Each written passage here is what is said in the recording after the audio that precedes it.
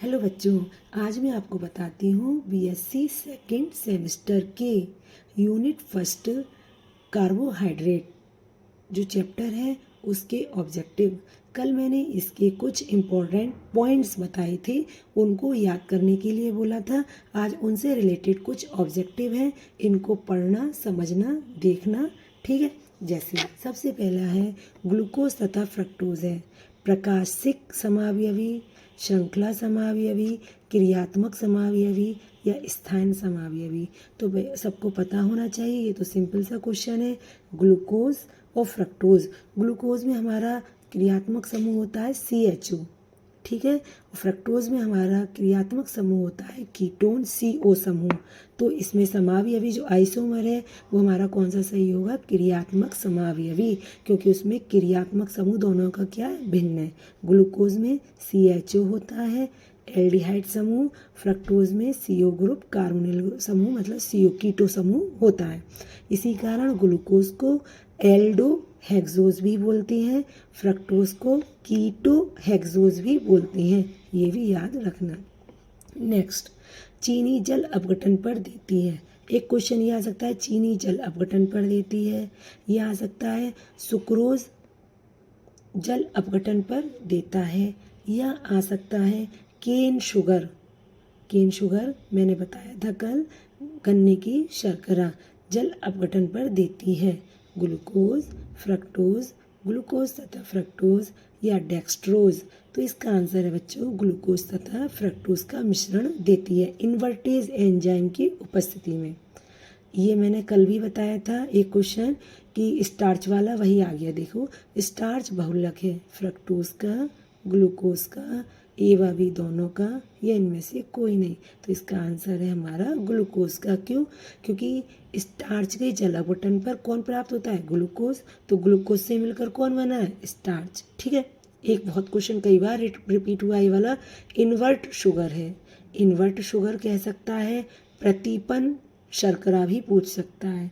तो हमें इसमें ऑब्जेक्टिव दिए हैं सुक्रोज, फ्रक्टोज, ग्लूकोज, ग्लूकोज तथा फ्रक्टोज का समआण्विक मिश्रण। तो इसका आंसर है ग्लूकोज तथा फ्रक्टोज का समआण्विक मिश्रण होता है। ठीक है, इन्वर्ट शुगर। इसके बाद देखो फ्रूट शुगर किसे कहती हैं? कल भी आया था।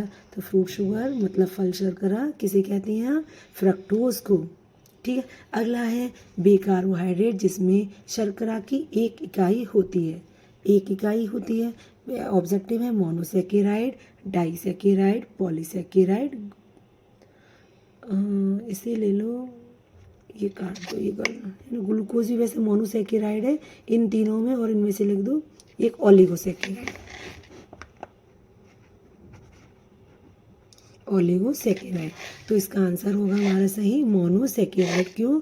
मोनोसेकेराइड में जो होती है कितनी यूनिट होती है शर्करा की? एक। डाई में होती है 2, पॉली में 10 से अधिक होती हैं, और ओलिगोसेकेराइड में कितनी होती हैं? 2 से 10 के बीच हमारी मोनोसेकेराइड होती हैं। नेक्स्ट है हमारा क्वेश्चन, शर्करा की सबसे सरल इकाई कौन सी है? सबसे सरल इकाई का मतलब होता है वही मोनोसेकेराइड या सबसे छोटी इकाई। तो इसमें ऑब्जेक्टिव है स्टार्च। तो स्टार्च तो क्या होती है? पॉलीसेकेराइड होता है। माल्टोज और लैक्टोज, मैंने कल वीडियो में बताया था, माल्टोज और लैक्टोज और सुक्रोज डाइसेकेराइड होती हैं। ग्लूकोज एक क्या होता है हमारा? मोनोसेकेराइड। मोनोसेकेराइड मतलब सबसे सरल इकाई होती है। दूध में उपस्थित डाइसेकेराइड है, ये भी बताया था। तो दूध में उपस्थित कौन सी? सुक्रोज है, माल्टोज है, लैक्टोज है, या इनमें से कोई नहीं। तो इसका आंसर कौन सा होगा? लैक्टोज सही है। कल बताया था कि लैक्टोज मिल्क में पाई जाने वाली शर्करा होती है। इसका है हमारा ग्लूकोज। कार्बोहाइड्रेट की प्राप्ति होती है, देखिए आ गया। तो गुड़ से, शक्कर से, मक्का से, इन सभी से। तो देखो कार्बोहाइड्रेट हमारा गुड़ में भी मिलता है, शक्कर में भी मिलता है, मक्का में भी मिलता है। तो इन सभी से, ये इसका आंसर हो गया, इन सभी से। भोजन में ऊर्जा का स्रोत है, तो सबको पता है ऊर्जा का स्रोत कौन होता है? हमारे कार्बोहाइड्रेट। ठीक है।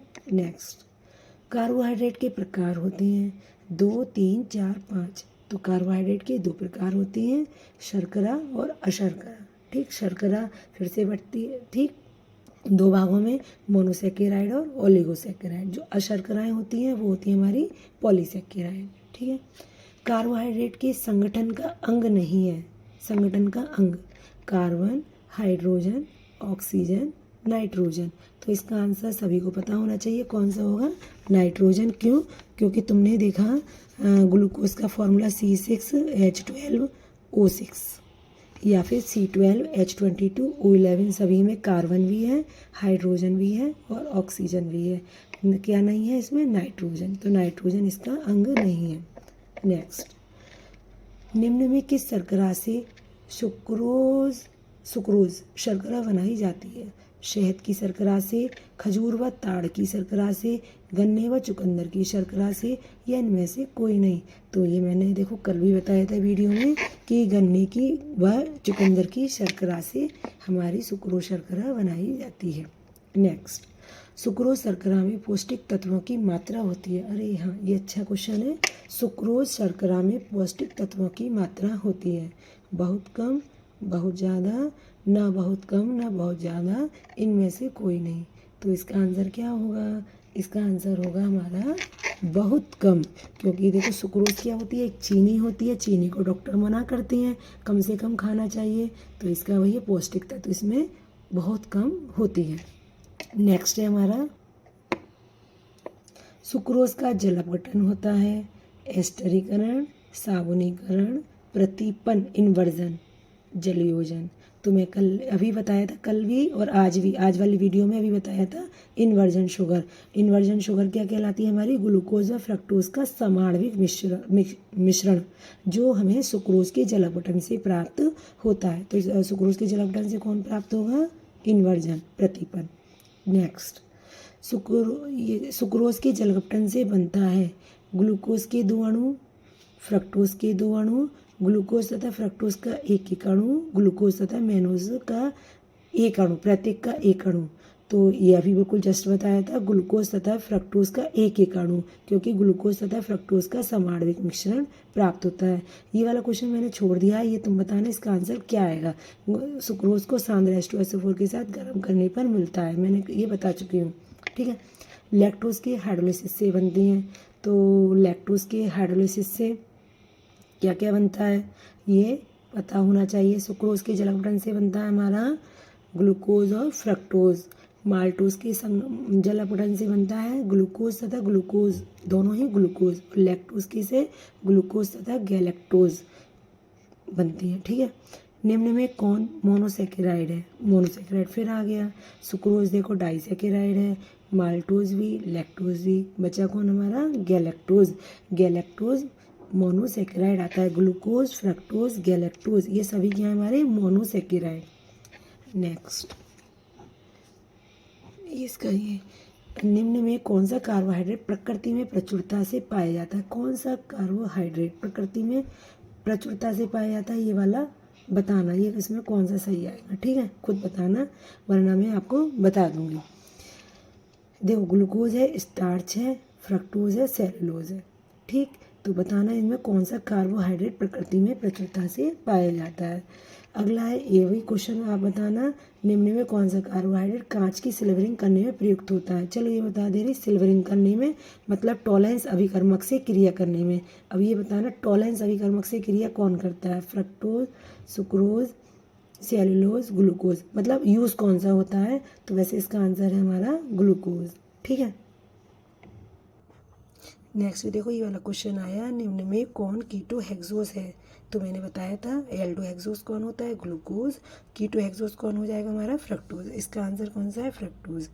ये वाला ग्लूकोज अणु में असममित कारण परमाणुओं की संख्या, ये वाले क्वेश्चन मैं नेक्स्ट वीडियो में डालूंगी, क्योंकि ये थोड़े बड़े हैं और इन्हें मैं अच्छे से एक्सप्लेन करके बताऊंगी। ठीक है।